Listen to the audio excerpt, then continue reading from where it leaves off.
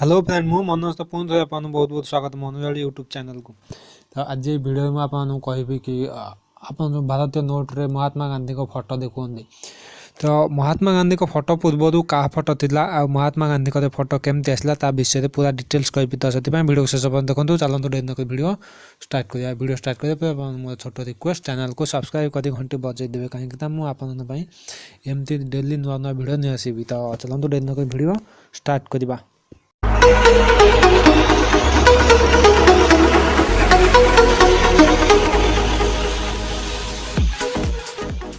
तो फ्रेंड आप समस्त जानी कि महात्मा गांधी को जातिर पिता महात्मा गांधी बोली कह जाए।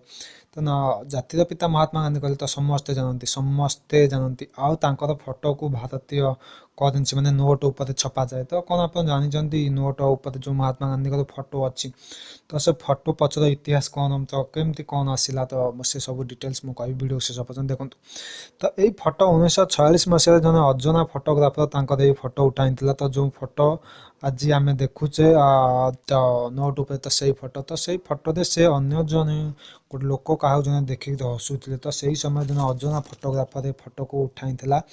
तो यही फोटो जो कौट उठाई जो आम समस्त जानी थे तो राष्ट्रपति भवन।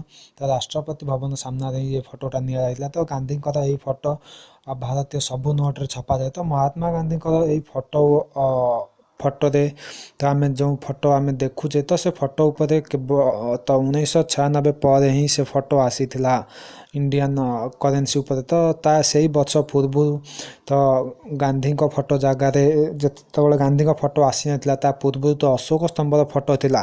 तो 1996 पर भारतीय रिजर्व बैंक गांधी को यही फोटो को सब नोट उपर माने छापीदेला। तो 5 टଙ୍କା आरंभ करती तो 1000 टଙ୍କା नोट पर सब नोट उपर गांधी यही फोटो आसीगला। तो यापर आप समस्ते जानिले कि गांधी फोटो पूर्व तो कौ फोटो थिला आ गांधी फोटो इतिहास विषय। तो आशा कर वीडियो आप भल लगे तो गोटे लाइक करेंगे आमती नुआ नुआ वीडियो पाइबा चैनल को सब्सक्राइब कर घंटे बजाई देवे। तो आउ ये वीडियो पर कार कौन कमेंट अच्छी तो दयाकोरी मत कमेंट रे जनइबे। रखुचे आज शुभ बाय जय जगन्नाथ।